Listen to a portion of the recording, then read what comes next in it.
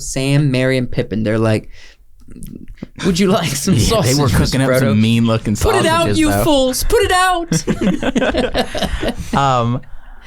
Would you be offended if your friend just shouted, "You fool! You fool!" Welcome back to the Wacky Wonderful Wiseworks podcast. We're coming in at 7 a.m. 7 a.m. Monday morning. Welcome. The ice cream truck is the most perverse thing on this planet. Maybe not on this planet. Yeah. Wow. But it's definitely top 20. Wyatt was like, where the heck did you get pizza? And I'm like, I don't know, it's been in the fridge for a while. Luke falls in the pit, and Darth Vader uses the Force to hit the switch and goes, "Oh, too easy."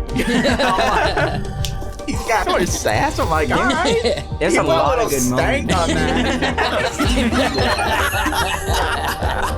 Dude, I can't take it. Welcome back to the Wacky Wonderful Wiseworks podcast. We're so glad you're here, all you guys, gals, geeks, and goofballs. Saved it. Saved it. Just keep clicking. Just click it. I've gotten used to it. For some reason, the intro always replays when I hit the next button. So I just hit it a few times, and then it'll get through. Don't spill your drink. Right off the top. How are you fellas? Joshua, you're back. I had a small vacation. It doesn't seem like a vacation for them because we recorded podcasts. Pre-recorded. They don't know that. Absolutely. But they do now. I'm back, yeah. I was in South Carolina. I did some things. Now I'm back. That's fun. Very good. That's good. It's good to get away for a while. Yeah. It's always good. Away from Wyatt. How are you guys? How are you guys feeling about the holidays? We're in the midst of the holiday season. We've broken the threshold. It's a holiday season. And whoop-de-doo. And dickory-dock. I didn't know where you guys were going. Don't forget. At 5 o'clock. Well, to hang up your sock, 'cause he's coming down the chimney down. See, I always forget every Christmas song. Really? And then it's like I sort of know Christmas songs. Yeah. Like you know all the choruses to every Christmas song. Yeah. But do you know all the lyrics? Because you only hear them once a year. That's true. I feel I'm excited for some holidays, not so excited for other holidays. Which holidays are you not excited for? For Thanksgiving. I'm excited for Thanksgiving. Okay. That's first, and then we'll get into Christmas. We got a turkey. We got a do got a freaking turkey. We got a turkey. Who's cooking this turkey, by the way? I am. So you got the turkey you're making. I am, because I was gonna do the Gornish, but tell the story. So the plan was he was gonna cook Gornish hens, and we were each sort of gonna bring something. I was gonna bring the green bean casserole and maybe the candied yams if my mom sends me the recipe. Candied yams. Can I get on that? Yeah, and then. And everybody's going to bring something. Yeah. And so then I was at work the other day and my boss texted me. He said, "Hey, you got a turkey from corporate." Ooh. I was like, what? A turkey? A turkey. So I called Joe and I'm like, "Hey, I know you were dead set on doing them Gornish hens, but I got a turkey for free." We got to eat the whole thing. How? Invite people. If we're not going to invite more people, then we don't have to eat the whole thing. We're going to eat the whole thing. We're going to be like Joey. Legitimately, if we don't, I will put it in my fridge and make turkey sandwiches for days. Do you put mayonnaise on those turkey sandwiches? He puts mayonnaise and then and then he puts pepper on that mayonnaise. He likes peppered mayonnaise. Yeah, I won't apologize for who I am. Peppered mayonnaise. I won't apologize for who I am. What I like. Right? Look, I don't just eat mayonnaise, okay? Mayonnaise sandwiches. Mayonnaise turkey sandwiches. It's got to be a ton of pepper. Okay. Yeah. A ton of pepper. The mayonnaise is spicy on its own, but you got to add the pepper. Gosh, mayonnaise I despise. It's the I can plague do of it this on land. sandwiches. That's the only place I can do it. Ooh. Well, we're having Thanksgiving turkey. We are having Thanksgiving turkey. We are doing. Are we still doing since it was technically free, are you still doing like the green bean and all this stuff? Yes. So apparently, a lot of people don't know that green bean casserole. You guys know about green bean casserole. Yeah, I think we all do. My mom's always made green bean casserole with pork chops in it. And I don't mean chunks of pork chops. I mean pork chops. Pork chops. Everybody gets a chop. And some turkey. And some green bean And casserole. some green bean casserole and some turkey. I'm not a green bean guy, though. Now, tell me this. Neither. But I love green bean casserole. You're supposed to cook the pork chops before you put them in the casserole. You sear the pork chops. Yes. And then you sear them on both sides, a good sear, and then you put them in the pan, you put them in the oven. Okay. Under the green bean stuff. Gotcha. The green bean mixins. The mixins. And then they sit in the oven for about an hour. Okay. So they get fully cooked in the oven, and then that's when you put your the onion stuff on top. Yeah, the dried onions. And then they're in there for another 10 minutes until it's golden brown on top. Take those out. And then it's ready to eat. Okay. But for Christmas, ham. Yeah. You're going home. Yeah, I'm going home for Christmas. We're also going home. Everybody's going home for Christmas. We'll be home for Christmas. I don't know if that's a song. That's the only time that song has ever applied to me. Yeah. You've always been home for Christmas. I've always been home for Christmas. Now you're saying, I'll be home for Christmas. It's a weird feeling when all of a sudden you're like, yeah, I got to go home for Christmas. Because then you're like, if I don't go home, then I'm going to be like the outcast. You're alone in my apartment. Do you have any, besides just eating, Thanksgiving traditions? I don't really want to get into Christmas quite yet. We got a lot This of is time what to I get into think. Christmas. Okay. You got any Christmas, Thanksgiving traditions? I say we create one. Okay. I say Oh? we play board games and we play video games till late in the evening. Look, While we drink I'll play sparkling video cider. games. I'm good with that only if it's not. I have this pet peeve. And football. That's what we should do. When we say board games, it usually ends up being Cards Against Humanity or Apples to Apples. I'm thinking chess. I don't do those I'm games thinking anymore. Risk. Yeah, something fun. Yeah. Imagine playing Mario Kart and in between races, You know you're what I brought, making your plays from South for Carolina? Risk. What? I brought Lord of the Rings Risk. Heck back yeah. in South Carolina. That's fun. Heck yeah. I brought Lord of the Rings Risk. We have Lord of the Rings something else in there. I don't know what it is. And then we got a bunch of Lord of the Rings versions of games. Which actually is a great tease for today's episode. Yeah. But before we get to today's episode, Yes, which sir. does happen to be Lord of the Rings themed, we're going to talk a little bit about Dune Part 2. Dune Part 2. Dune. That's pretty good. That was actually pretty good. Do that Sardaukar chant. I Heck like yeah. it. Yeah. But technically it's Dune Part 1, but Part 2. Yeah, so Dune Part 2, The other half of the other half of the movie, Dune. it has been officially announced. Yes, Heck yeah, dude. I am so excited. I'm not even a big Dune head yet. It's been officially announced. I had a note that I saved that I forgot to pin down somewhere. Things we know. The director, the cinematographer, Craig. They'll be back. Dennis. Thank goodness. Dennis Villeneuve. Dennis Villeneuve. We better have director. more Zendaya in this movie. We are. Absolutely. This will Freaking be. Paul and Zendaya are together. Of course, there's going to be more Zendaya. This There will be better the be, better big. be. Wouldn't it be crazy if they recasted Zendaya? That'd be insane. Oh, that'd be the worst.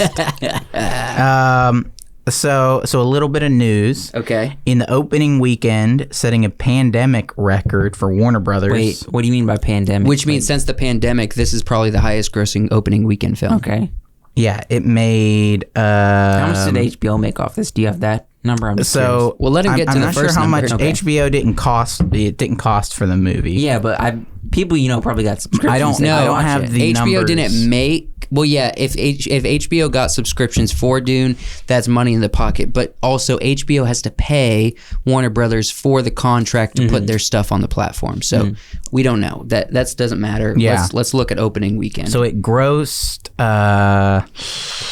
84 million domestically, and 84? domestic. and then 246,500,000 Wait, international. what is domestic? It means in the U.S. in the U.S. Oh, okay.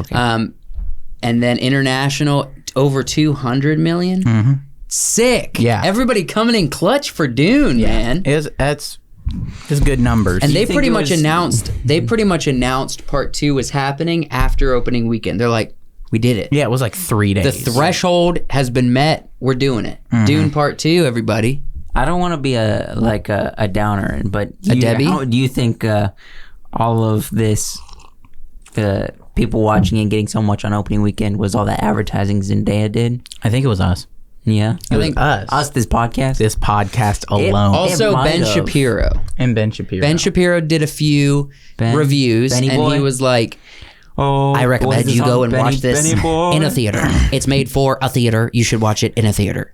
Yeah, Technically speaking, I did not. I it's made for a theater. You I should believe watch it in a theater. The most interesting critique he had on his review was he was like, this movie felt about, what is it? It felt about 20 minutes too long and about 2.5 hours too short. He was like, I would have been happy if they would have stopped at Jessica and Paul going through the wilderness before they met. What's the Stilgar? The Fremen? Yes, Yeah. the Fremen, or Stilgar specifically. He was like, it felt 20 minminutes too long and then make a whole and other 2.5 movie. hours too short. It's like if they were going to keep going, they should have just gone the whole 9 yards. He's like, I didn't care for the point in which they chose to end part 1. Yeah. Anyways, guys, we're excited for part 2. Yeah. We don't have much to say other than that. I except had all one of more. the actors, they were posting stuff. Yeah, the actors were posting, and I believe Hans Zimmer has already done 90 minutes of new music already for the next movie. Do you think Hans Zimmer just like gets on his little Yes. electric piano and is just like, oh yes, yes, it's satisfying. That's fun. That's fun. That's satisfying. It's satisfying. Let's do some horns now. Horn. Horns. Now let's put in the. And now some vocal ululations. It's like you get a person going ah, and then he does ah. He's like, that's satisfying. Satisfying. Oh man. We gotta love him. Yeah. Well, He's our that's generation's. What's his name? John Williams. John Williams. Jonathan Williams. Hans Zimmer. You can't not love him, even if you don't I care think for our- all of his our soundtracks. John Williams is John Williams. No, John Williams was out there doing Jaws. He was out there doing freaking Yeah, Indiana Jones. he established the big movies of the 80s and But, I mean, 90s. Who's still- establishing the big movies He's now? still doing Freaking Hans stuff, but Zimmer. Hans Zimmer is Zimmer is the forefront the of big one. composers currently. Yeah, that's the Dune news. Dune news. Dune Part 2. Everybody, it's happening. It's happening. We did it. We should be celebrating ourselves. And we should be proud We should be proud. Why? because even though we're mild fans, slightly more mild, maybe hard, A little harder. a little harder. Mild. It doesn't matter what level of fan you are of Dune. The fact is, we collectively did it. Everybody's We enjoying funded it. Everybody's enjoying Dune. enjoying- I'm watching My sister YouTube today- videos. She texted me. She's Yeah, like, she texted me freaking too. wow, Dune. My dad watched it when he was in the hospital, and he was like, "Wow, that was a great movie." And my dad's, I never know with him when it comes to movies. He's wild. I never know. He might have been on medication. That doesn't matter. I bet you the medication made Probably it more made fun. it better, It made yeah. it much better. He's gonna watch it a second time and be like, Probably. I remember this better. Yeah, Dune That's is it. exciting. We loved part 1. You said it was a play-by-play of the book. Dune Part 2 might be the same, but at least we get to see it visually. The people that we're becoming super fans slowly but surely. Joshua, I'm not laughing at what you're saying. I'm just imagining your dad in the hospital with like on drugs, which he probably wasn't with for what he was. Maybe he was a little bit, but not like super high, but just like Jason Momoa. Jason Momoa. Wow. oh man, I'm gonna look no like beard. him. Make a choice, man. What was it? Also, I read that Villeneuve, the director, said that there is no extended cut of the first movie. I thought he said there was. He said there's no extended cut. He might be that's lying. a slight- He might be lying. You know Is this what? like They might the freaking Tobey Maguire, Andrew Garfield being in Spider-Man thing? Could be a lie. could be a lie. And it could be that he contractually isn't allowed to say anything about an extended cut until later. So he's like, I'm not gonna play around. I'm just gonna lie until it's ready. I hope there is one, my man. It's interesting. By the way, I've been enjoying the YouTube videos that he's been putting out, or he did a couple where he would break down scenes from the film. I've been really enjoying those. Enjoying it. Yeah. Yeah. That's Dune Part 2, everybody. Congratulate yourself. Congratulate your friend. Thank you. This is for you and us and everybody who enjoyed the film. Will be an American holiday. But yeah, Actually, Anorak. What's the planet? Arrakis. Anthrax. Anthrax. That's it. You Today got will be it. an Anthrax holiday. Yeah, it's Arrakis. Arrakis. All right, And what did I say? you can Anorak? learn the name Arrakis, but until you do, just call it Dune. Dune. There's two Today will names. be a Dune holiday. No, it's more of the planet, you know? Desert planet. The thing is, out of most of That's the what I should names say. in Today will Dune, be a desert planet holiday. No, out of that's most of the names and words, the hardest one I'm getting established is Fremen. Fremen? For some reason, like I'll think about it for like a majority of the day, and then all of a sudden, I got you. when I want to think about it or talk about it, it's like, remember, what are they called? I couldn't remember Paul's father's name. Yeah. Leto? Even after he was out of the book, after he was dead. I couldn't remember his name. What? Leto. L-E-T-O. Leto or Leto. He died? Spoiling it for people, my guy. Go watch Dune if you haven't seen it. Well, we already did a review on it. If they watch us regularly, they're already messed up. Well, Yeah. go watch it if you have not seen it. And that's all I've got to say about it. Absolutely. Eat some macaroni and cheese while you watch it. That'd be Does good it make time. it better? Yeah. Does it dry your throat out, that salty I don't mac know. and cheese? I didn't. You're like, I didn't eat mac and cheese while I feels watched a little the movie. dry in here. Are you hot? Watching Dune. Stuffy? What if you watched Dune You warm? and you weren't allowed to have anything to drink, but every single time that we, I don't know, something random that happens a lot, you eat a saltine. Now you eat a saltine watching Dune? Watching Dune, eating saltines that are covered in like cinnamon. My favorite snack. What happens a lot in the movie that would every time they say spice, every time they say spice, you eat a saltine. Okay. Every time they say Dune, Every time they say spice, you eat a saltine with cinnamon on it. Every time they say Arrakis. That would be a fun eating Dune game. Eat Dune. Eat Dune. Spice. Why is it spice? I don't know if you could do the cinnamon, but just a saltine with no water, that's still bad. Yeah. Let's go ahead and transition to the main topic we have for tonight. How's that sound? Or you could eat a Popeye's biscuit. Now to the main topic. Okay. Popeye's biscuit.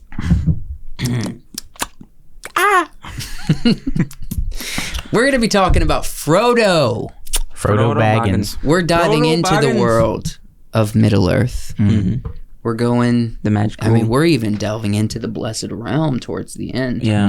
We're going to be making the trip along with Frodo. We're into talking the about Blessed Lord of Realm. the Rings. We're Into the getting West. into the whole Lord of the Rings thing. We're focusing on Frodo Baggins, but Absolutely. we're going into the wonderful world of Middle Earth.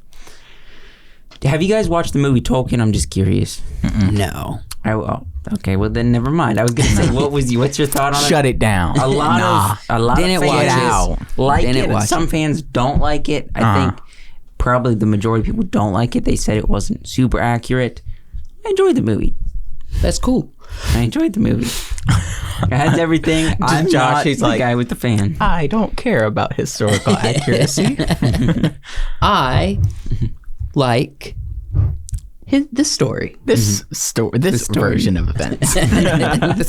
I mean, I understand it. The trailer looked good. I just never got around to watching it, and they didn't promote it hard enough to remind me, mixed with I never felt the calling to watch it. Yeah. So at this point in my life, I haven't seen it.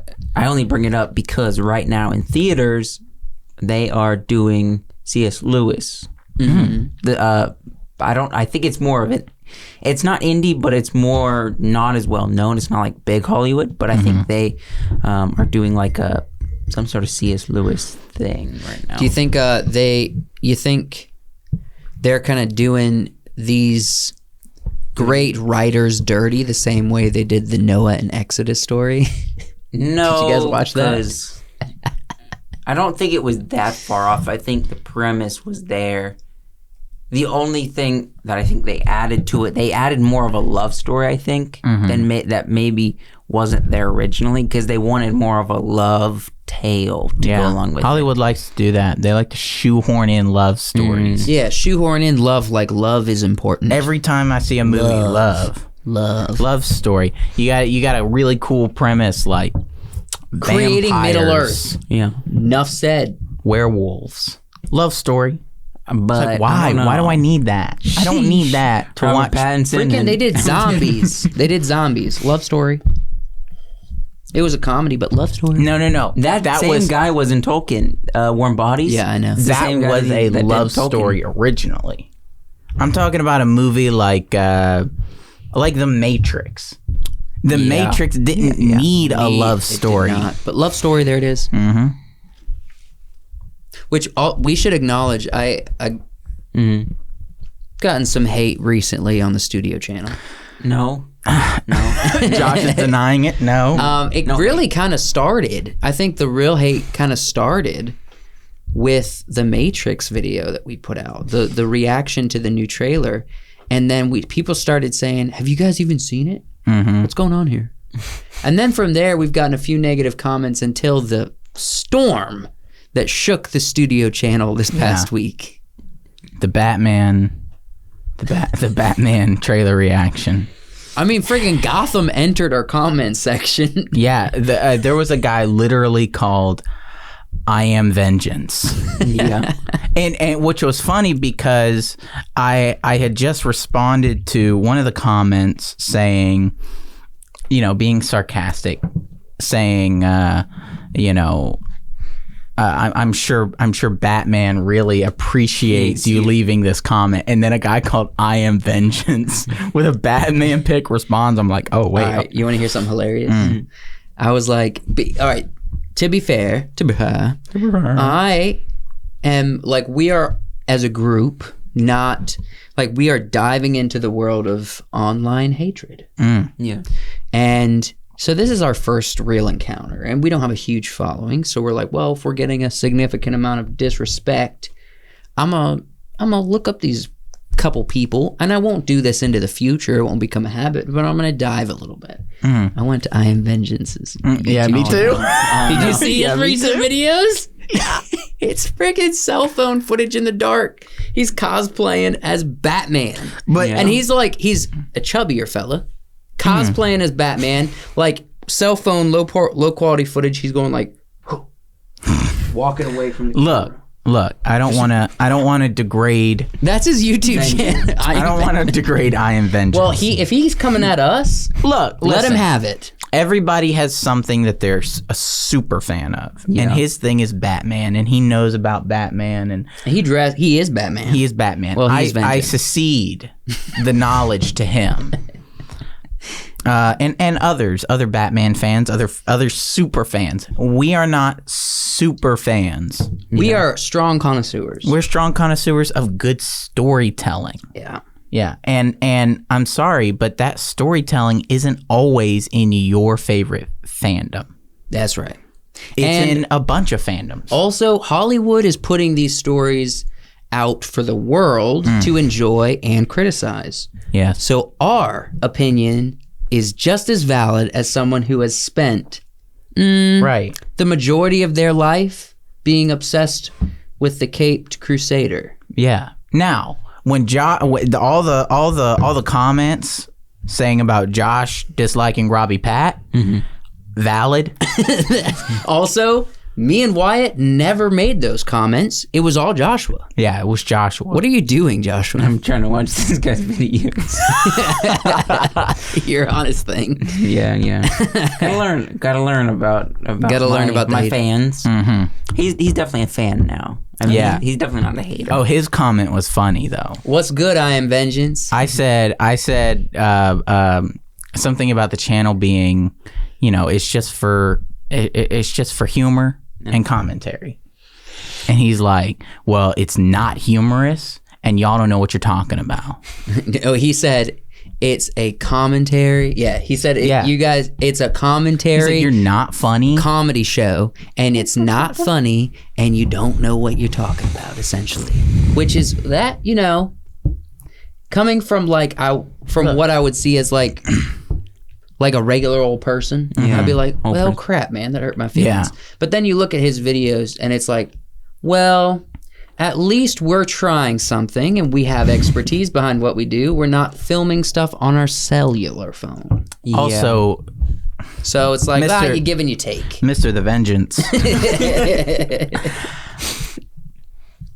I think I'm funny. I think he's funny too. I think you guys are funny, and I don't think you saw how hard I laughed. I don't think I Am Vengeance knows what comedy is.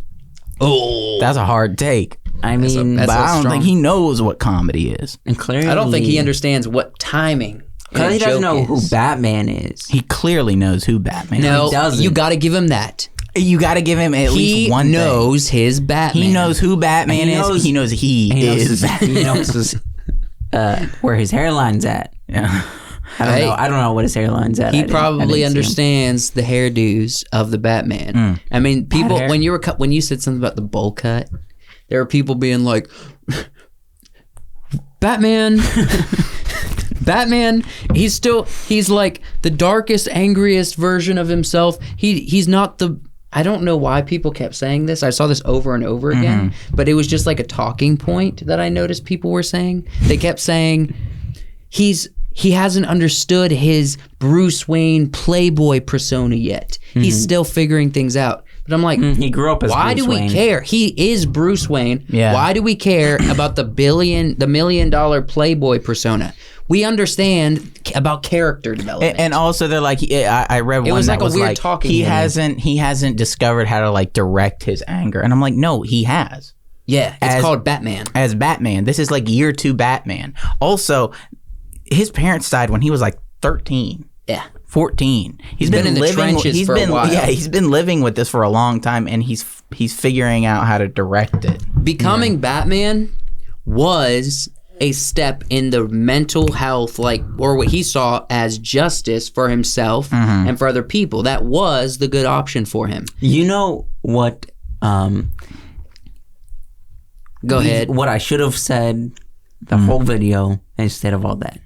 You should have said, I love Robert. I should have said, give him every job. That guy named Frodo Baggins. Yeah. Let's have a conversation about him. You know what? I'm glad you segued. Speaking of hair, let's talk about the greatest head of hair in cinema history. No. Did you see the guy on Dune?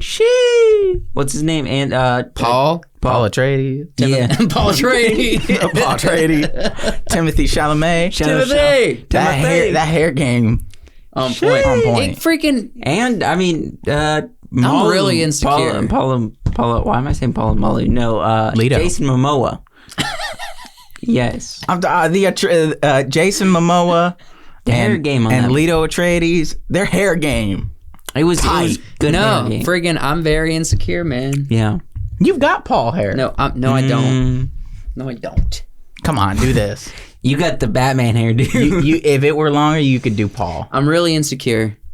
My wife, you could do the Paul hair. Has got herself a crush. Yeah. And it's unflattering. Yeah. To me. I'm gonna figure it out. I'm gonna either talk to her or I'm gonna encourage it. I don't know. But if I ever get to the point where I'm meeting celebrities, Timothy is off freaking limits. We'll meet Jason. Jason's not her type. Yeah. Believe it or not. I mean, it's every girl's kind of type, but Jason's not big like and muscly. Yeah, big and muscly, but like the scrawny, cute, innocent-looking, but powerful, emo kind of ish dude. That's Kenzie's, I guess. So Timothy, not gonna meet you, bro. Let's move on. You're getting upset. I can tell you're getting upset. Why'd you do it? Why'd you have to play in Dune? Frodo Baggins. Frodo Baggins. We're gonna talk about Frodo Baggins, but let's first set up where Frodo came from. He's a hobbit. Some say that. Some say that. What's the earlier names for them? Well, I don't think. Well, the thing is, I don't know actually, but I know halflings is a traditional slang word, or maybe the original. Is that a derogatory term? I don't think so. No. Where did they? How were they made? I got it. What would it? Little ones. Little ones. They took is the that little ones. What's the derogatory term for Hobbit? I don't know if there is one. Okay. Jrr Tolkien wasn't thinking of that. But let's Maybe talk about this. So, the children of the Iluvatar, the elves, and then later the men of Middle Earth, they come into being by Iluvatar himself. But it was according to their time. Apparently, the hobbits came into being around the beginning of the Third Age of Middle Earth. And they kind of came up. So, the elves and the men kind of arose, came into being in certain parts of Middle Earth. Well, the hobbits came into being in this area of Middle Earth, which is in between Mirkwood and the Misty Mountains. They lived there for a long time. They thrived. They established themselves as a race. The cellar door? Maybe. There might have been a cellar door in the woods. Reference to something else. I understand. They pop open a little door. We're here, Middle Earth. There's barrels and Hobbit things down there. They came out looking like in their little vests. Yeah, and they're like, I feel like I've lived 1,000 years. Let's go. Who's ready to get drunk? Yeah, let's go do some farming. It's like, it's over. It's done. Who was the one who said that? It was one of you guys said the Shire is like Middle Earth's retirement community. I don't remember that. I think it was you. You said it's like that sounds like a Joshua saying. It's like the retirement. It's restful. It's peaceful. Yeah, maybe it's where all the gay people that get old go to live. Yeah. I wasn't gonna take a hard stance like that. No, that's what they do. They laugh a lot there. They're like, ha, ha, ha. Yeah, you laugh. You laugh a lot. You relax. You live life. You dance at parties. I do definitely want to eat food. Create my own Shire and live there. Maybe not in the ground, but have my own. Well, I want to be a gardener I want to brew beer and I want to become a gardener. You want to become a hobbit. Yes, and I want to eat I think everybody when they get old wants to be a hobbit. Cheeses and breads that I can eat. Walking around barefoot. Do the elbow dance with women. Other hobbit women. And then you jump up on a barrel and go like Okay. So this is my application. I need to find myself my rosy corn dancer. Right. Do it. So anybody who wants to apply for this position, you can comment down below. Yeah. No, show up at my farm. I don't have the farm yet. Josh End is what I call it. I can. Somebody needs to bring a real big pumpkin. All right. Well, after a period of time that they lived in this area of Middle Earth, Mirkwood. We have a lot to get into, and you keep derailing. Okay, let's keep going. All right. Things became kind of dangerous for them there, and because of the hobbits, they are naturally comfort seekers. So they started migrating west. Some of the hobbits, they stayed behind, but a majority of them left. Now, they eventually made their way all the way west and got themselves to the area around the Shire, like Bree, the Shire, this part, the circled part. Right. And they established homes. Yes. And then they got to the Shire. It's countryside. It's farming. They're like, this is where we need to be. This speaks to us. That's where the majority of them went. Now, they also started breaking into families, and we'll talk about that in a second. And then they founded Buckland, I believe is what it's called. And so it just became a hot point for hobbits.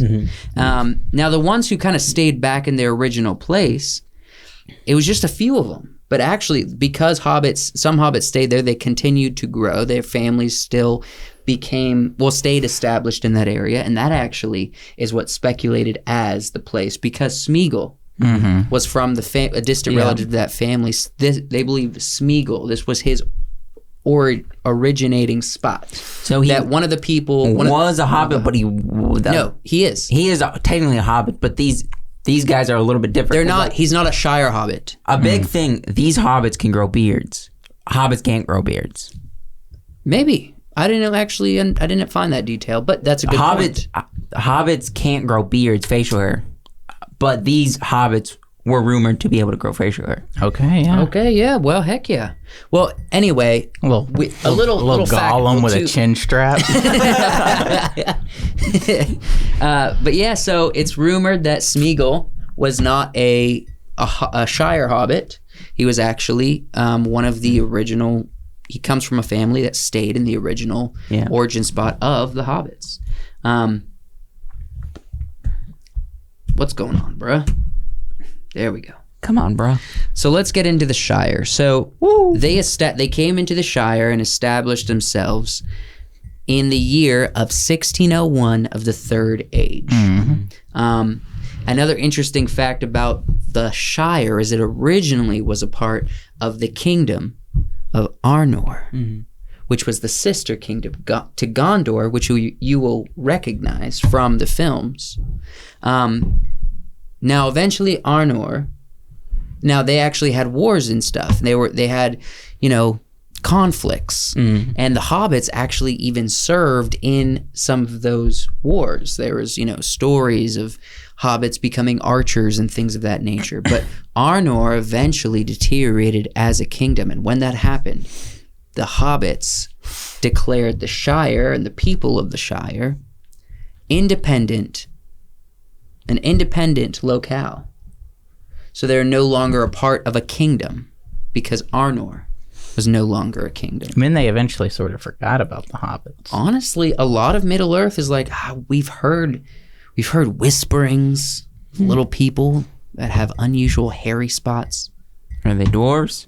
Are they dwarves? Maybe. Yeah. Maybe they're mutant dwarves. I think one of the things I remembered most about reading the beginning of the Lord of the Rings books when it's explaining hobbits is like they make bread, they farm, but you won't find a hobbit trying to be a cobbler. That's a difficult profession because they don't wear shoes. That was in the book, wasn't it? Freaking Jrr, man. He was rolling. Who? Jrr Martin? Tolkien. Oh, George Martin. He was rolling in the jokes on this. Yeah, they don't wear shoes and they're very, very silent. Second only to elves. You can just imagine him like either sitting in his like smoking office with like a giant pipe and like giggling him to himself. Just writing like slice of life stuff, Yeah, I mean, like, I'm gonna tell a shoe joke now because these creatures don't wear shoes. Can we go back to the other slide? I wanna just gander at this map because I like this map. We got Bag End. We got Hobbiton, obviously. Bag End is a big part of Hobbiton is where Bag End is located. Bag End is Bilbo's home. Stock, Tabri land. We got Scary up there. Scary. Yeah. Scary. Right under Brock and Borings. Honestly, these are a lot of things that you cover when you get deep into the lore, which is why it's already established. We are not necessarily a show that gets deep into lore at this point, but we are aficionados of stories. So a lot of these things, like, you have to get deep to understand the history, the specifics of characters that impacted other characters that you might know that's in the story. But the Shire is a beautiful land that has a lot of history. It has a lot of life, has a lot of reminds me of Pennsylvania. That's a good freaking point. I was just about to say something, and I know they watch, at least some people watch, like little Hobbit kids that are running around, like these ones that are like, fireworks, Gandalf. I kind of, in the back of my head, I think of little Hobbit kids every time I see Elijah kids. Yeah. The little Hobbit little kids. Hobbit kids. Fireworks, DJ, fireworks. So yeah, at this point, once they're well established in the Shire, they start dividing and multiplying. There's quite a few names. There's quite a few popular Hobbit families that spring up. What? Go ahead. You think Hobbit women are beautiful dames, or you think they're? I think they're on par with their men. Oh, okay. Yeah, I would probably agree with that. But I doubt they're the most unattractive in Middle Earth. I've heard the dwarf women are not particularly. Okay. Look. All right. They just have facial hair. Yeah. But it's not like man facial hair. I think I prefer the man facial hair They over than just general facial hair. They have, it's part of their tradition and their culture. I don't like you guys demeaning dwarf women this way. Look. Wow. I can't say anything. I don't know nothing about dwarves and their way of life, except they like mining things. They do that. I have quick notes because I want to mention a few Hobbit families. Yep. Brandy Bucks, Baggins, Buffins, Tooks, Grubs, Chubs, and Hornblows. if you were gonna be like, we're a new family, we got to come up with a name. Or I don't know how they decide their names. Kind of like the Smiths. They come over. They usually change your name. What would you name your Hobbit name? Family name?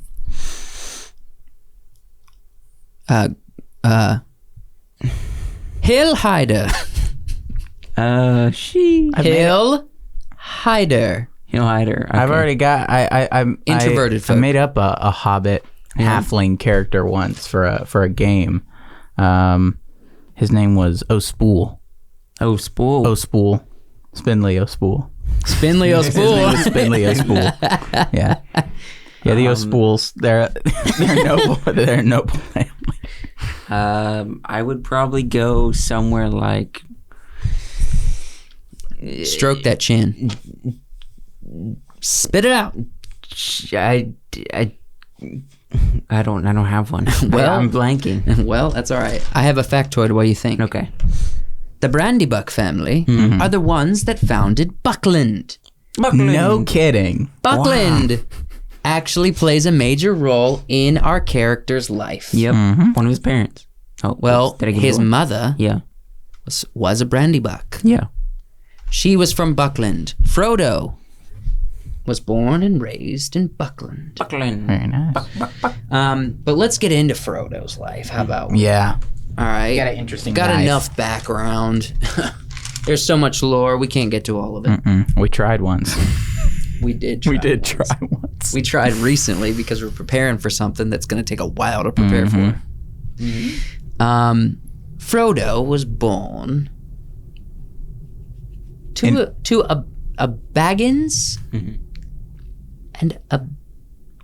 I already forgot the name. Buckland? That's the name of the town. A Brandy Buck. Brandy Buck. Obviously, his father's was a Baggins. Why does Steve look like that? And they lived in Buckland, which is a province that is separate from the Shire but neighboring. Yeah, it's tough because you got to remember Buck Hill, Bucklebury, Buckland, Brandywine, and then you have to remember, the marsh, and then you got to remember their name is Brandy Buck. Brandy Buck. Right, there's a lot of B's in here. And Bree and Baggins, Bag End. I can't. What do we do? I don't know. A lot of B's. Bilbo. The cool thing about this is that they had a lot of family in this area in Buckland. And one night, now apparently Frodo's father, I believe his name is Drogo, I'm being for real. You got this sweet little Hobbit mom, sweet little Hobbit Frodo baby, and then Khal Drogo, Jason Momoa, just full size, just holding with tattoos. Both of them. Both of Drogo. Now, apparently he was a connoisseur of food. He's made food. Yeah. As most hobbits. As most hobbits sounds do. like the life. Well, apparently after dinner one night, Mr. and Miss Baggins decided to go on a little boat ride in the moonlight. When the moon meets the sky like in the moonlight. Yes, well, their boat turned over for unknown reasons. Yes. Yeah, they never explained it was rumored amongst the hobbits that it was Frodo's father's great weight that turned the boat. There was also rumors that Frodo's mother tried to kill her husband and he dragged her in with her. Yeah, but the hobbits are suspicious people, and they're gossips. They're gossips. They're real gossips. They're pot stirrers. They're from the frickin' South. Yeah, they're South. Yeah. There's South vibes there. There's lots of gossip. Lots of gossip. It's their favorite pastime. Well, sadly, Frodo's parents drowned. And they died. And you'd think with those big feet. Right? You'd think. You'd think, in theory. Just kick a few times, you're out. Yeah. Not all that heavy. No? I mean, they got all that drag, though. Yeah. That hair, yeah. Well, apparently, Frodo, after his parents died, he spent a lot of his youth in Brandy Hall, which is right here. And it is apparently a underground area where a lot of his relatives hung out. A lot of Brandybucks lived. A lot of he was surrounded by loved ones to an extent. At a certain point, Bilbo and Frodo, who are cousins distantly, they get together. Bilbo's much older than Frodo, and he decides, I'm going to bring him back to the Shire, bring him back to Hobbiton, bring him into my home, Bag End, and he's going to live with me. I'm going to adopt him. And he was like a father figure to Frodo. You know, I believe Frodo, now hobbits live a while. They live a while. Yeah. Not very long, but they live a while. It was like Frodo was around early 20s when he went to stay with Bilbo. They live over 100 years. Well, yes, but at the same time, it was also fascinating that that Bilbo looked as good as he did at 111. At 100, because around that time is when they should be looking old. They live for a while. They smoke a lot, so. And they smoke a lot, and they drink a lot. Yeah. But if the average life expectancy is over 100 years, and they do that much eating, smoking, dancing, drinking, they're living my dream.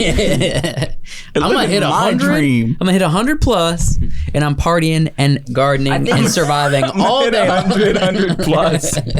I think it's the stress-free life they live. Talking about age, I thought you were talking about weight. Hit 100.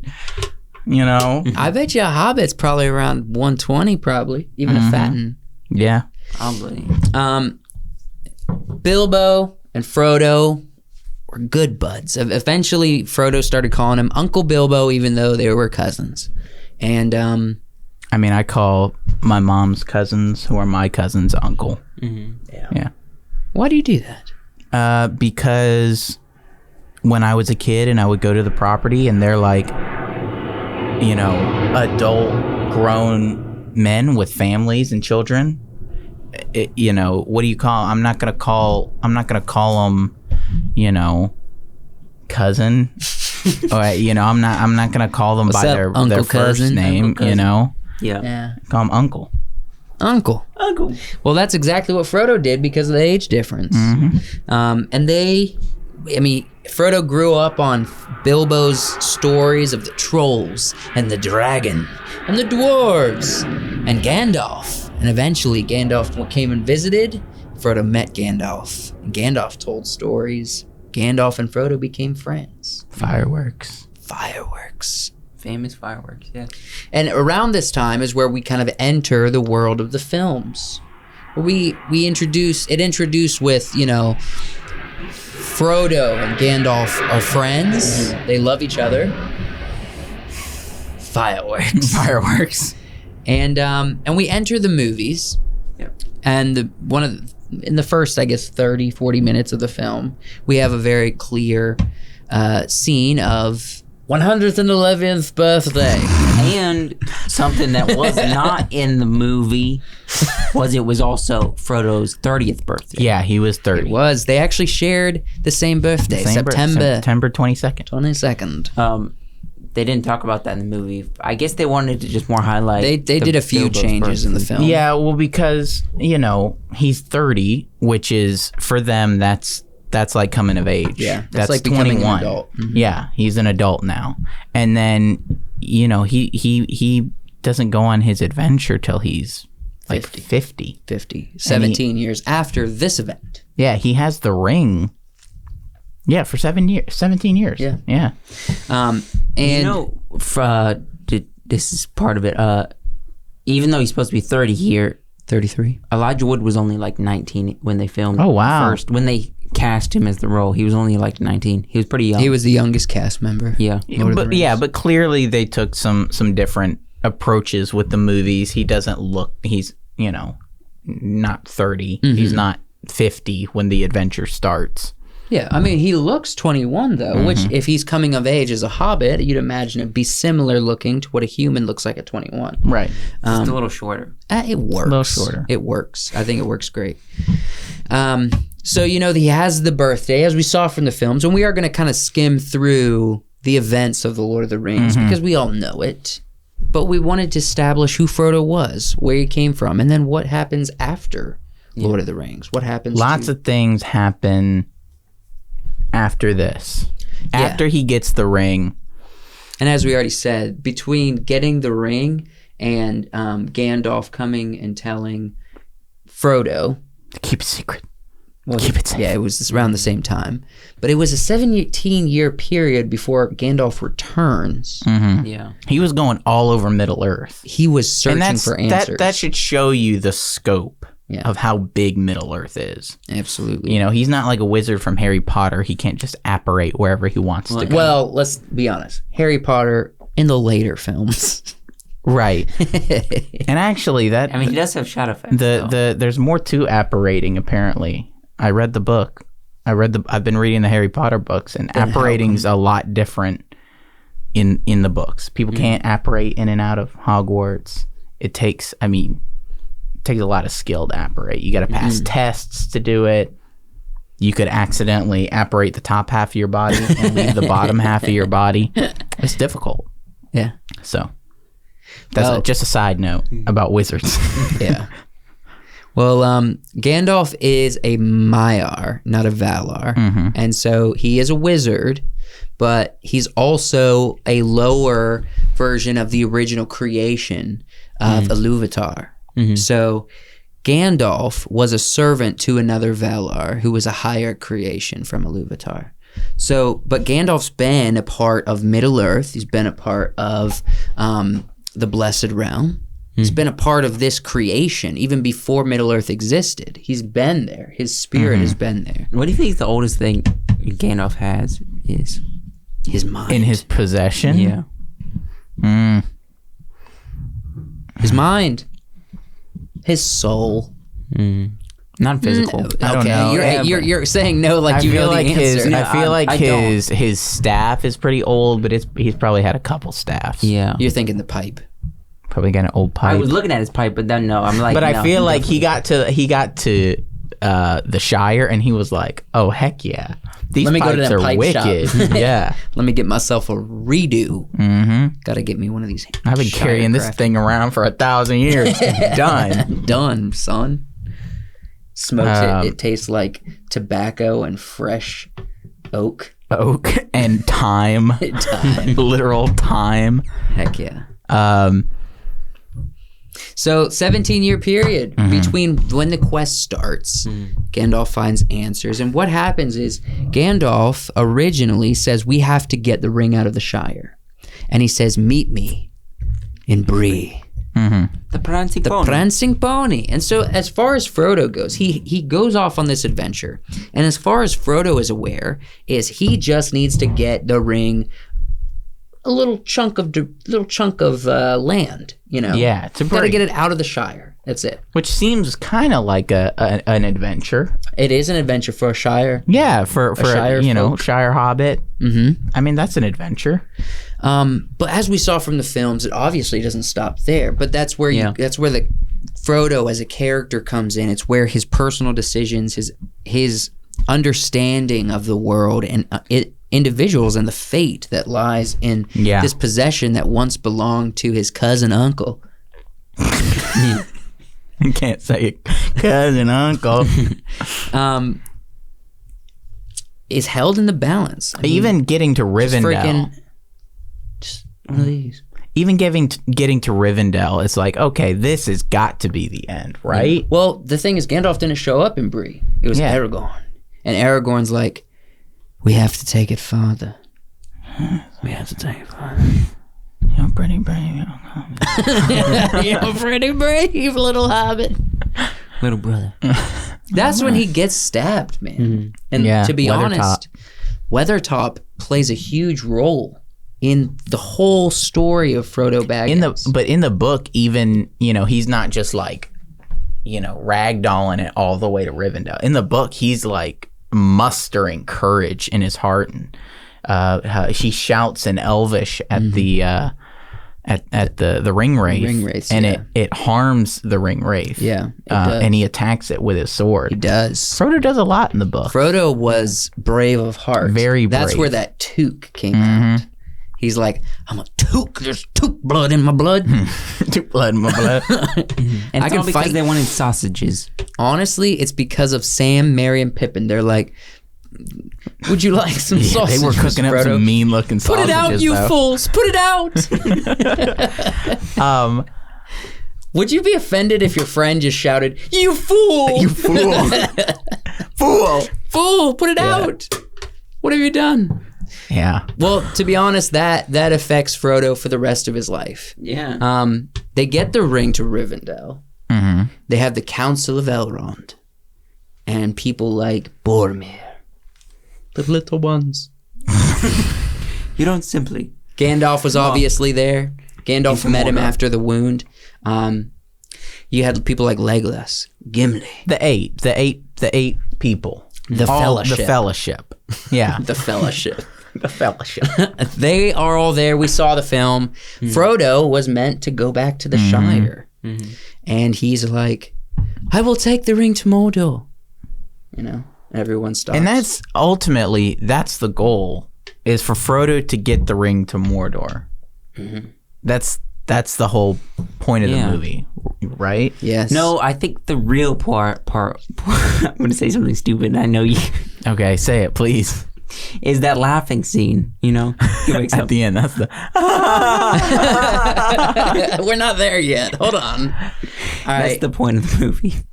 Another big trauma happens very shortly after. Gandalf. Loses Gandalf.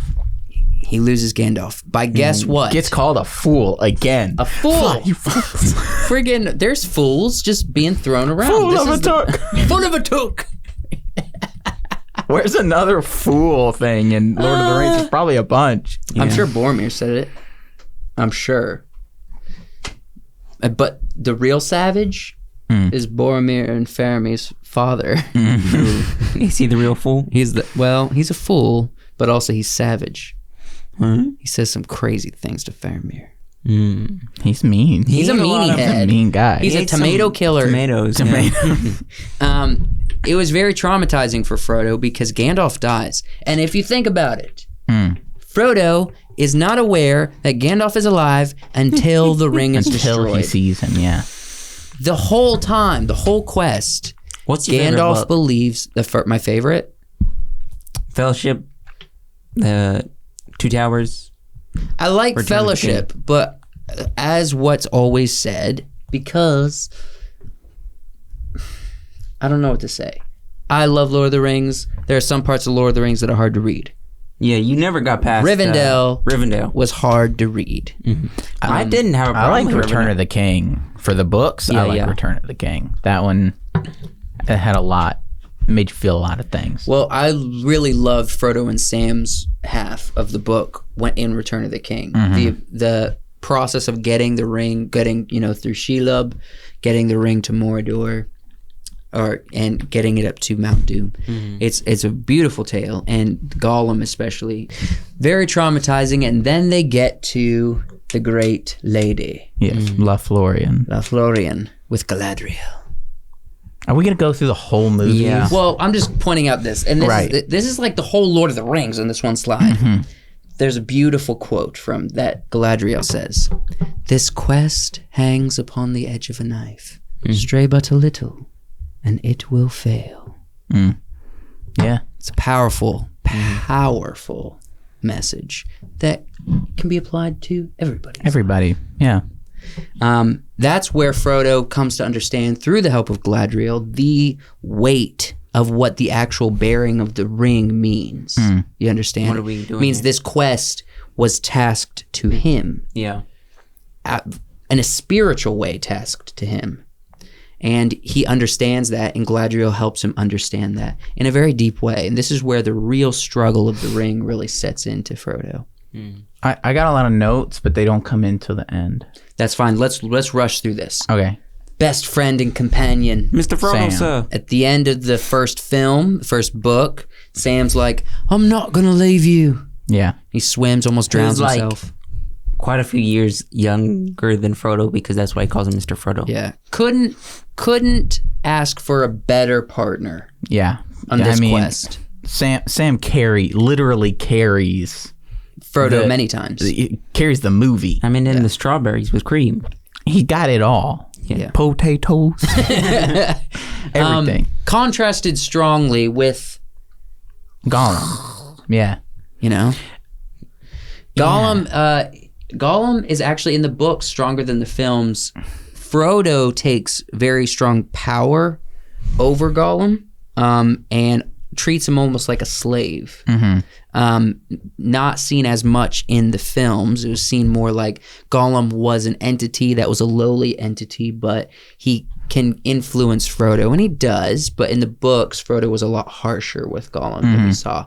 Almost the harshness you saw from Sam was actually more similar to Frodo in the books. Yeah. Even though Sam was also harsh. And we know the rest of the story. Yeah. Do we?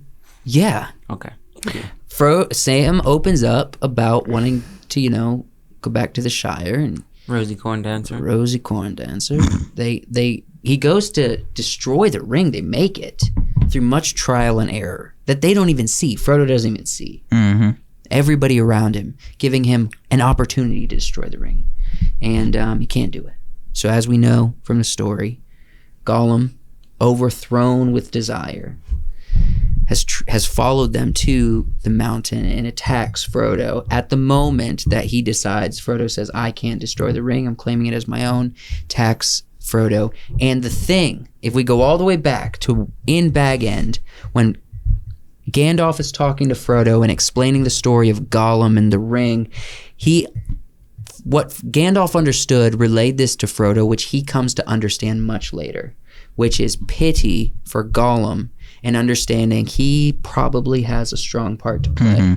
And little to Frodo's knowledge was that Gollum, in order to complete the task, was necessary, even through greed, to have the ring destroyed. In my notes, I wrote that the most important decision that Frodo makes, and the most important decision for Middle-earth, isn't whether he'll throw the ring into the fire or not.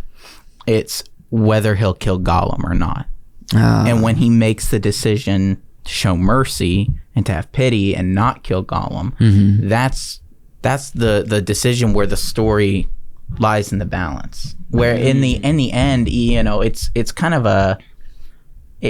one of those things that's like, even if you fail, even if you lose yourself along the way, the choices you made earlier in life, they'll come back around. Yeah. And even though Gollum's, what he did was out of desire for himself, he kicked Frodo back in line. He did. He's like, get in line, bub. And then the other most important decision that Frodo makes is to take Sam's hand. Yeah. Because he could have gone down with the ring too. Yeah. He was just as invested as Gollum. You think it would have been better if he went down with the ring? No. Absolutely not. We have so much more of his story to tell. No, because the decisions that Frodo makes, and sort of, in my opinion, kind of the answer to our question, the reason Frodo matters is because the good decisions he makes outweighs, his failing. And he makes, he overcomes it. Yeah. Yeah. His mercy and his decision to accept Sam's hand instead of going after greed. That's the most important things in Lord of the Rings, in my opinion. Which it's interesting, the contrast of Frodo and Sam standing up there when the king, I can't remember his name, that cut off the ring off of Sauron's hand initially, and Rivendell fella. I said his name earlier. Don't tell me. Okay. Elrond is standing there ready to destroy the ring. Isildur! Isildur! I should have remembered that.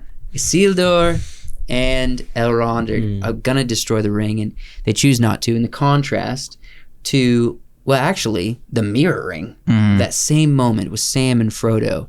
Sam's like, destroy it, throw it in the fire. Same thing happens. But Frodo didn't fail.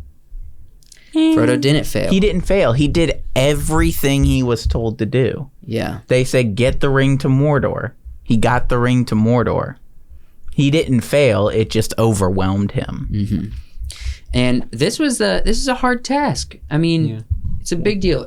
And also, let's just point out, Elijah Wood's acting as Frodo. I don't think they could have cast it better. He did really good. I mean, the emotion that Elijah naturally has in his face, you can't find a better actor to say, what's the internal struggle?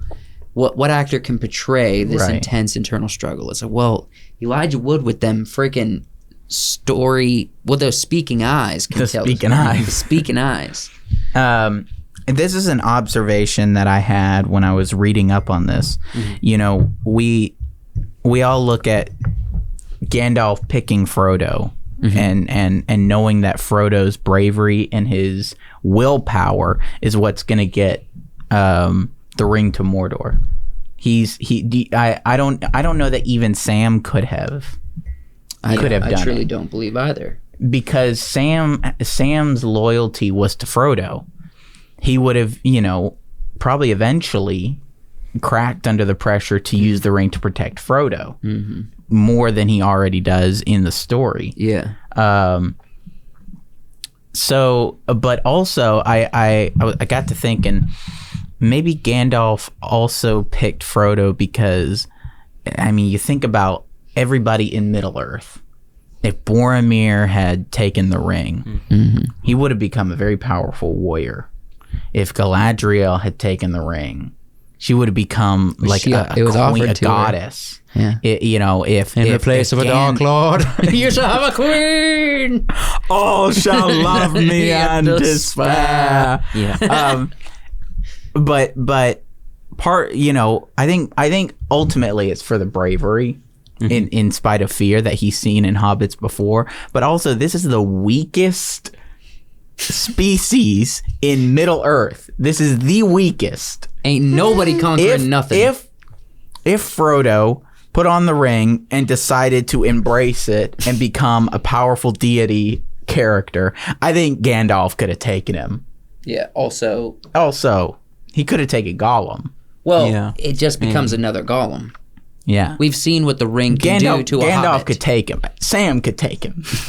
Right? So I think Gandalf probably like, knew this that. is the safest solution. Also, hobbits are full of surprises. He's like, hobbits are full of surprises. Sam is going to tackle him into the mountain. Yeah.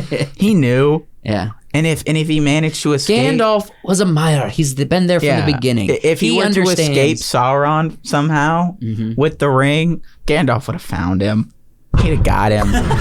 It would have been a longer story, but I mean, this is the weakest species. The weakest species. Yeah. Yes.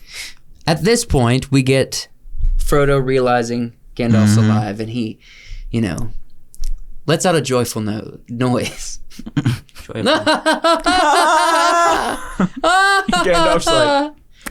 Gandalf's like, Gimli. Yeah, Gimli is like. Now that was hilarious in the film. Thank you, Peter Jackson, for bringing us that masterful cinema. And then what do you think was going on with, I guess, when he was writing the script or when they're just filming that day? He's like, okay, hear me out. They have to have been playing background music. I think it has to be like, think of the happiest you can possibly be after surviving everything. the end of the world, you survived. Think about how happy you could possibly be. That's how happy you are in this scene. Go. I kind of think, Go. and no, this is not the same, but when we would go on these AT trips. Yes, I was about to say the same thing. We went on these Appalachian Trail trips, 60-mile trips in like 4 or 5 days. Yeah. And once you get done, all you're thinking about is Mountain Dew. Mountain Dew in Oh. a shower. Mountain Dew and shower. Yeah. Shout and do. Shout and do together. Yes. Maybe a steak. And you get that drink and you just like, you take one sip and then you're like, Just think of how happy you could possibly be. Yeah. That's the events of the Lord of the Rings, but we have a little bit more that the films left out. After all the joy, well, let's first point out that Arwen, the elf queen to Aragorn, before they part ways with Frodo, she lets Frodo know, I am staying behind. I'm staying back from all the elves leaving Middle Earth to go to the Blessed Realm, to go west. And she offers Frodo her place on the ship. Right. And at this point, Frodo doesn't really know what he wants. He's scarred, he's damaged, but not to the full extent as it's setting in yet. excellent. Well, in the films, they didn't show this. But in the films, they go back to the Shire. They return home. Come to find out, somebody named Sharky, with a bunch of freaking minions, have taken over the Shire.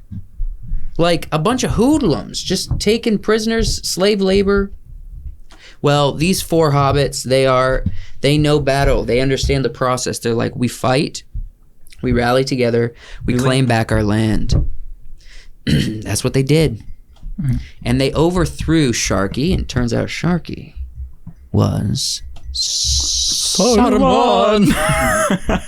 You think Peter Jackson did this because... I don't think it's a super strong point to the story, if I'm being honest. It's not a strong point, but I think he wanted to not tarnish this Shire, this picture of the Shire. And he wanted them also, like, he wanted destroying the climax of the ring was the climax. Yeah, destroying of the ring was the climax. Yeah, and then the rest is the end. But I like this ending because it's realistic. He should have threw this in the extended or something. Yeah, I like this ending because it's realistic. Well, the thing is, we saw a clip of it when Frodo in the films is looking in into the first movie, the Galadriel's bird bath, and he sees visions. Well, we see visions of this very thing, of orcs overthrowing the Shire, of taking them as slaves, destroying the land. Well, that's what actually happened in the books, and not to that extent that he saw. But it was similar. But Saruman has laid waste. Him and Wormtongue has laid waste to the land of the Shire, and the hobbits rally together when they get home, and they say, "We're going to fight them." And they did. They beat them, and Wormtongue is actually the one that kills Saruman, same as in the extended cut of the films. Yeah, but it wasn't pushing off a tower after the battle. It was a while after the ring's destroyed, as Wormtongue kills Saruman. At that point, there's a lot of things that has to happen. Frodo actually becomes mayor of Hobbiton, or the Shire, I think, as a whole. I can't remember that detail. And he stays busy. He's a big part of the Shire of Hobbiton, living in Bag End. He's a big part of their history moving into the future. And at this point is when Frodo starts to feel the repercussions. Somebody's watching. That's right. He starts to feel the repercussions of being the ring bearer. He starts to feel the pain on the anniversary of being stabbed by the ring wraith, and he discloses this to his friends. You know, he tells Sam, "It's been 4 years to the day." I mean, after after what they experience. Mm-hmm. You know, he's obviously experiencing PTSD. Absolutely. After that, trying to live this life for him with such a spiritual burden from the ring, and that scarred him. The knife, the ring wraith scarred him. He's scarred. Damaged. He's damaged. He can't heal. And he can't be in peace. Yeah. He needs peace, and he comes to understand that in order for him to have peace, he has to leave Middle-earth. He's not going to find it in Middle-earth. Around the same time, it's a number of years, is when he gets into Bilbo's the Red Book of Westmarch. My notes. Westmarch. Westmarch. Yes, the Red Book of Westmarch. There and back again. Bilbo's story. He adds his story. The downfall of the Lord of the Rings and the Return of the King. Yes, that's what you said at the beginning. That's why I queued him up. And then he gives it to Sam when he writes his account of what happened. And Sam and Merry and Pippin all add to this book. Oh, wow. And then we get to the scene that really makes everybody cry. The concept of the coming to the end of the account of Frodo's life. Which, they had to film this twice. Did you know this? When they filmed it once, they filmed it for the first time, and then all the Lord of the Rings were done on film. Yep.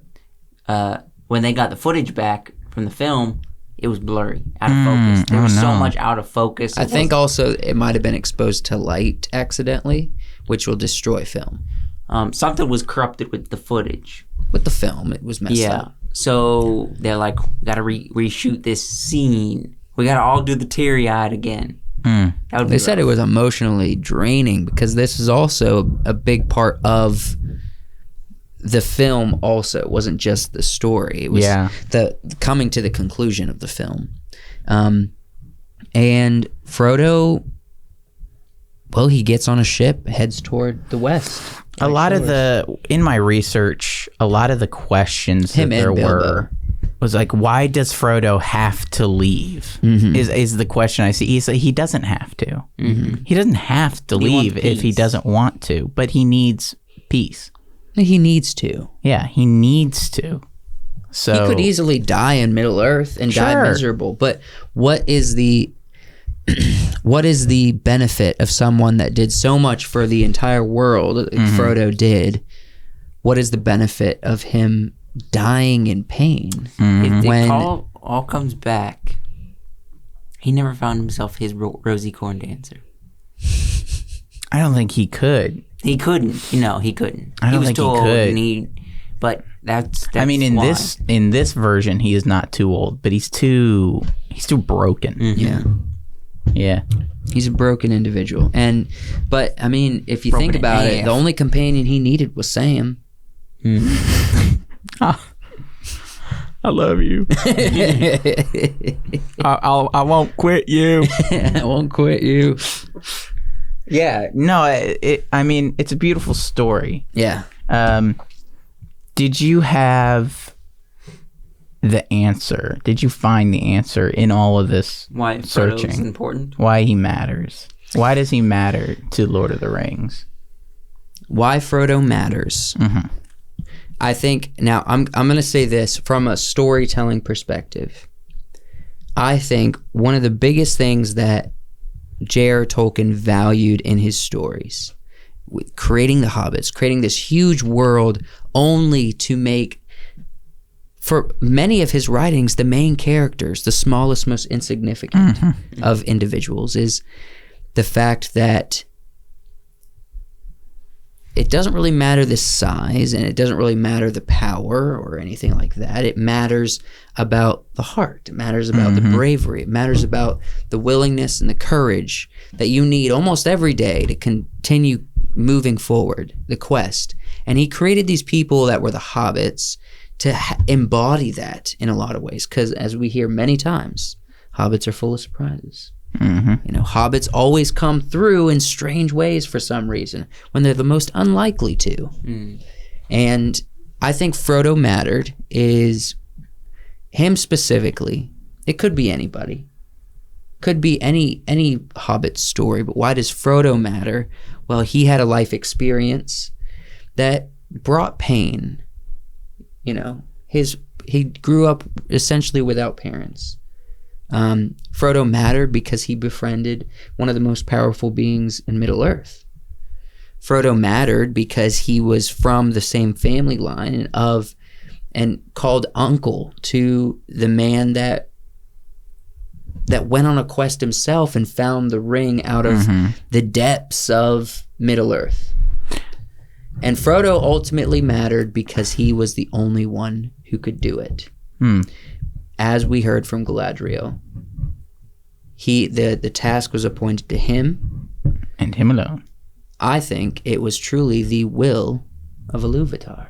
Probably. That Frodo mattered to Middle-earth. What is your thought? And then I want to add something to the story. Mine was his not Frodo's bravery. It's not Frodo's bravery isn't what matters. It's not, you know, his ability to do what Gandalf says and do what's you know, do something, because every Hobbit does that. Every Hobbit, you know, Merry gets on a horse and rides out into battle, and Pippin, you know, defends Faramir and fights in Minas Tirith, and Sam, you know, fights off monsters and orcs spiders and orcs and everything. But he faces down Sauron. Right there with Frodo. But I think the reason Frodo matters so much is that it wasn't his bravery that was the big decision, it was his mercy. That's why the story hinges on him. Sam would have chosen to, you know, kill Gollum, get rid himself of Gollum. You know, eventually he didn't like Gollum, didn't want to be around Gollum. He would have left Gollum if they could, but Frodo decides to have mercy, to have pity. That's the big decision. You know, it's not overcoming everything. It's, you know, treat others the way you want to be treated. That's why it matters. Can you quote Gandalf when they're talking in the Mines of Moria, and he's like, "Yeah, I got it. I wish I'll be Frodo." He's like, I can't remember what he says. I wish Bilbo would have killed him when he had the chance. I have no memory of this. What was it? He says, I think he said, pity Bilbo didn't kill him when he had the chance. Yeah. Pity. He did that really well. It was pity that stayed Bilbo's blade. Stayed Bilbo's blade. Do your best Ian McKellen impression. All that we must do is decide what to do with the time. That's given us. Yeah, that's like the best. That's one of the best lines in the whole White everything. Shores. What I wanted to add... You shall not pass! I don't want to discount the story of Frodo, because Frodo, the story, is Lord of the Rings. All the members of Lord of the Rings is Frodo. But...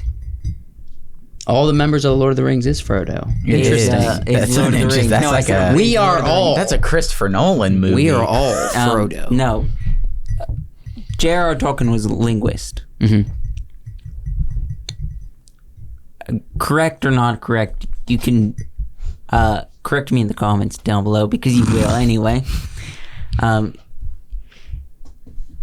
He was a linguist, and so he created all these languages, but without a backstory to these languages, language doesn't mean anything. A word is nothing. The word... Don't say Celador. Don't say Celador. I was thinking Celador. Don't say it. You said it too many times. Celador. That word... Say Iluvatar. He also came up with that word. Louis Tard. That word is just noise coming out of your mouth hole. With nothing, no meaning behind it. And so he wrote the story. He wrote the story Lord of the Rings as meaning, as backstory to all these languages that he created and fell in love with. So that's my 2 cents. That's why Frodo matters? That's why Frodo matters. Yes. He came up with the word Frodo and he's like, gotta come up with something now. Yep. Frodo matters because every other character calls Gandalf. Whereas Frodo says Gandalf. Gandalf? Gandalf. Gandalf? I just wanted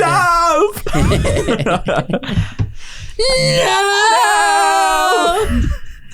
Half of this podcast is just us doing Lord of the Rings impressions.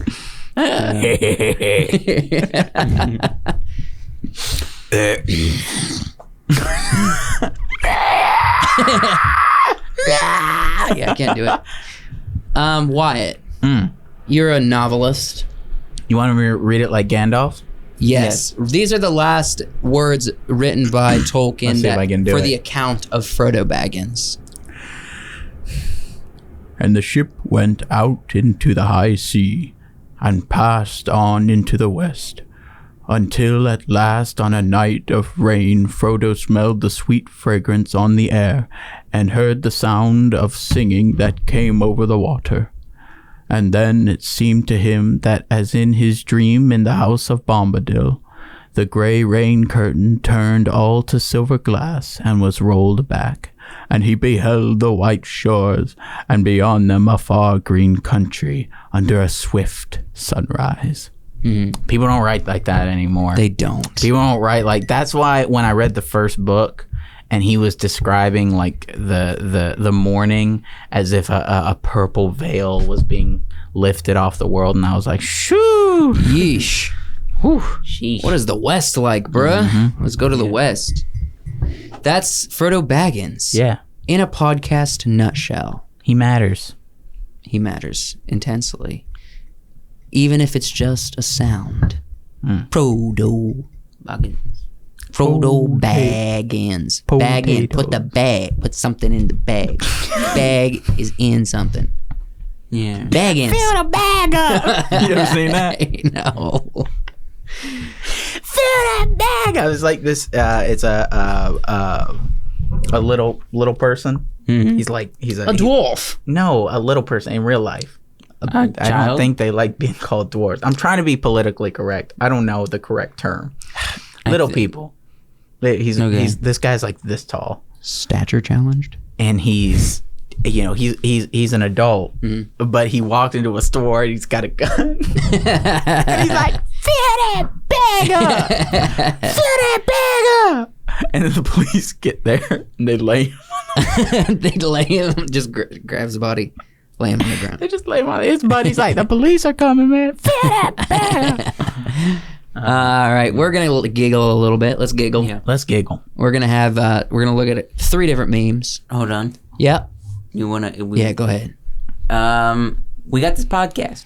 You just listen to us. Haha. We also have one on Friday night. That's right. The Midnight Special.